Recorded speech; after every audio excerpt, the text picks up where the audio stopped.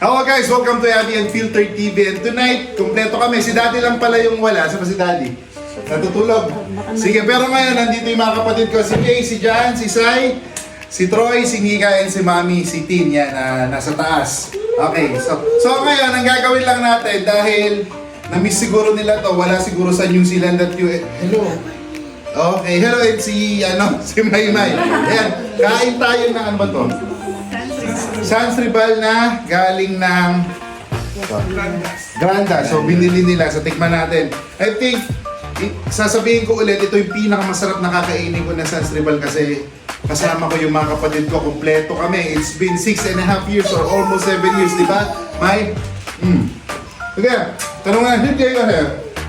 Si Jay, as you all know, sa mga nagka-follow sa akin, madalas itong umuwi. Ginagawa niyang Manila yung US eh.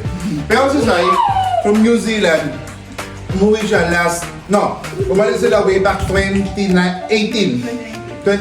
So, ano pa nila, sobrang tagal na namin hindi nagkikitaan. Yung una niya kinain yata pagdating dito ng Pinoy Food is sisig.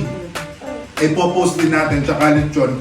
So, masarap lang kumain talaga kasama yung pamilya. Kaya kayo guys, always treasure the moment na lagi nyo kasama yung pamilya nyo kasi hindi natin masabi, yung iba kailangan mag-abroad, lalayo. Pero ngayon, dahil kumpleto kami, feeling ko yung week na to would be a Pinoy food week, lalo na birthday ni Mami.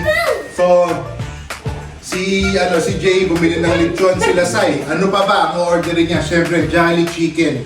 So, order sila ng, ano ba tawag natin yan? Chicken Joy. Yan, so yun lang guys ha. Gusto ko lang i-share sa inyo na the family is so happy right now. Super happy kami. Dahil nga kumpleto kami with the background noise of my mind. So yun lang guys ha. Tuloy-tuloy lang sa pagsuporta sa amin kasi dito, chill lang, kain lang, walang ate. Approve!